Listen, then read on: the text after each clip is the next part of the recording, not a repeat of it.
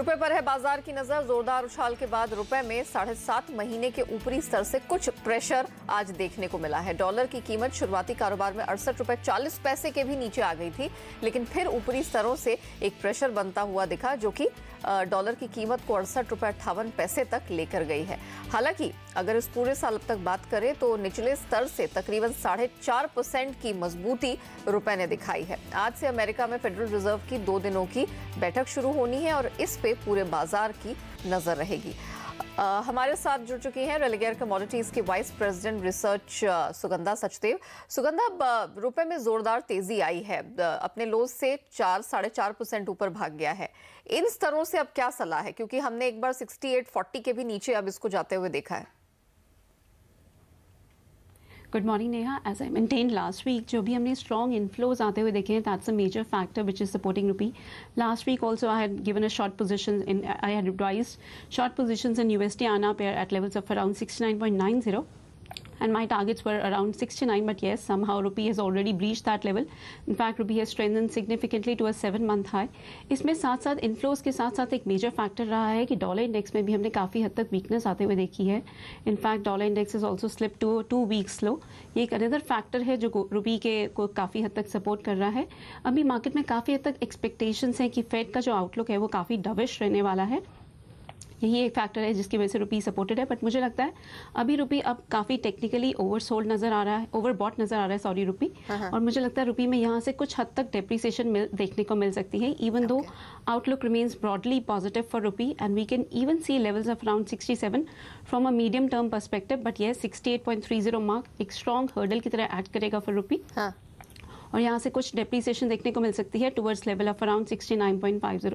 सो मुझे लगता है अभी USD INR पेयर में कुछ लॉन्ग पोजीशंस बनाई जा सकती हैं। One needs to be very cautious, strict stop loss maintain करें at levels of around 68 and one can look for targets of around 69 initially and then 69.50। Having said, overall outlook अभी भी positive रहेगा and रुपी मुझे नहीं लगता 70.50 mark को break करेगा। Okay, आप जो ये 67 के लेवल की बात कर रही हैं, 67 का भी स्तर आप कह रही है USD INR छू सकता है, तो ये जो 69.50 है वो पहले दिखेगा या पहले 67 का लेवल दिखेगा? मुझे लगता है नेहा पहले 69.50 तक की मूव आएगी और उसके बाद वापस से हम 67 लेवल्स को टेस्ट करेंगे। सो मुझे लगता है that will be a medium term outlook जहां ये वॉलेटिलिटी जरूर देखने को मिलेगी। चलिए, तो भारी उठापटक देखने को मिलेगी। अब थोड़ा सा सतर्क रहने की जरूरत है। यहाँ से कुछ खरीदारी बनती है। 69.50 तक अब USD INR जाता हुआ दिखाई दे रहा है, लेकिन अब यहाँ पर जो सपोर्ट्स है नीचे की तरफ और टूटते हुए दिखाई दे रहे हैं और सुगंधा को लगता है कि मध्यम अवधि में 67 के लेवल के भी USD INR में आपको तैयार रहना चाहिए।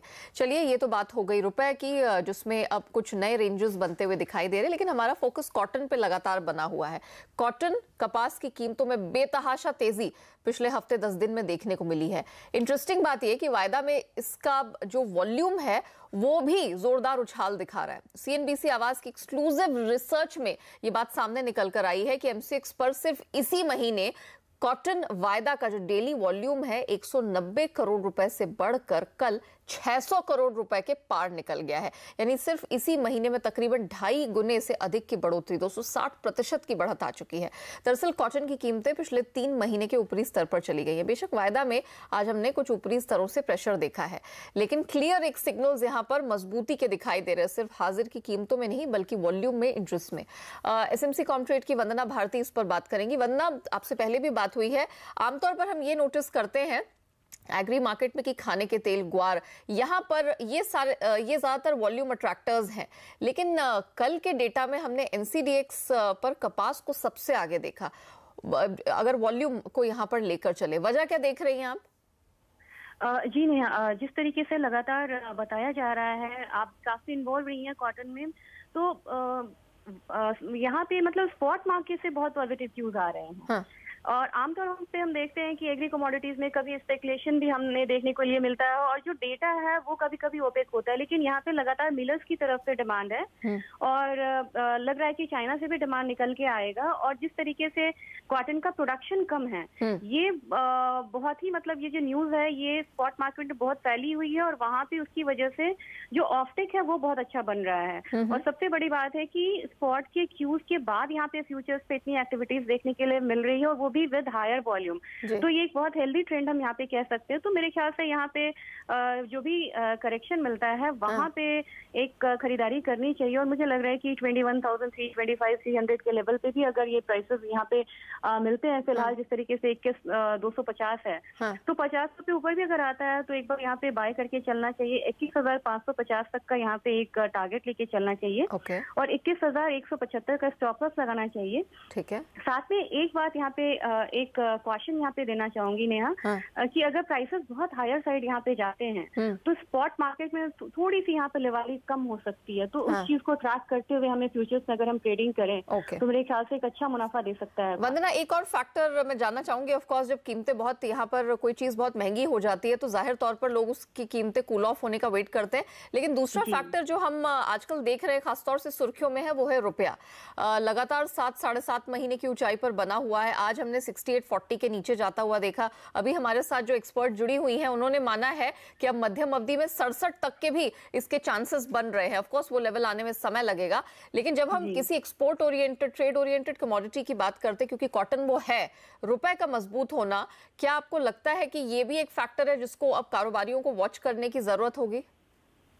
जी, थोड़ा सा यहाँ पे नेहा रहेगा। अगर 67 की तरफ रुपी होता है तो ऑब्वियसली इंपोर्ट के लिए कोई भी कमोडिटी अट्रैक्टिव होती है, और एक्सपोर्ट के लिए ये थोड़ा सा भी यहाँ पे एक पॉज देखने के लिए मिल सकता है। लेकिन जिस तरीके से यहाँ पे ट्रेड इक्वेशंस बन रहे हैं चाइना के साथ खासकर की, वहाँ पे जो डॉक्यूमेंटेशन पार्ट है वो थोड़ा सा कॉम्प्लिकेटेड है, और वो पूरा होने में थोड़ा सा टाइम लग सकता है। तो जो एक्चुअल जो कंसाइनमेंट्स है उसको जाने में थोड़ा सा भी टाइम है, और उस समय तक मुझे लग रहा है कि रुपया एक बार बिटवीन 69.25 और 67.4 मेरा नीचे वाले साइड में है, इसके बीच में यहाँ पे ट्रैवल करना चाहिए रुपी को। तो मेरे ख्याल से यहाँ पे एक फैक्टर्स तो है ये, लेकिन अगर 69 के पास भी अगर रुपया रहता है तो एक लिक्विडेटिव ऑफर होगा यहाँ पे एक्सपोर्टर्स को चाइना में एक्सपोर्ट करने के लिए। और सबसे बड़ी बात है जो कॉस्ट यहाँ पे प्रोडक्शन कम है, इसकी वजह से लेके माल अभी बाजार में बहुत ज्यादा निकल भी नहीं रहा है। ओके वंदना, शुक्रिया आपका जुड़ने के लिए।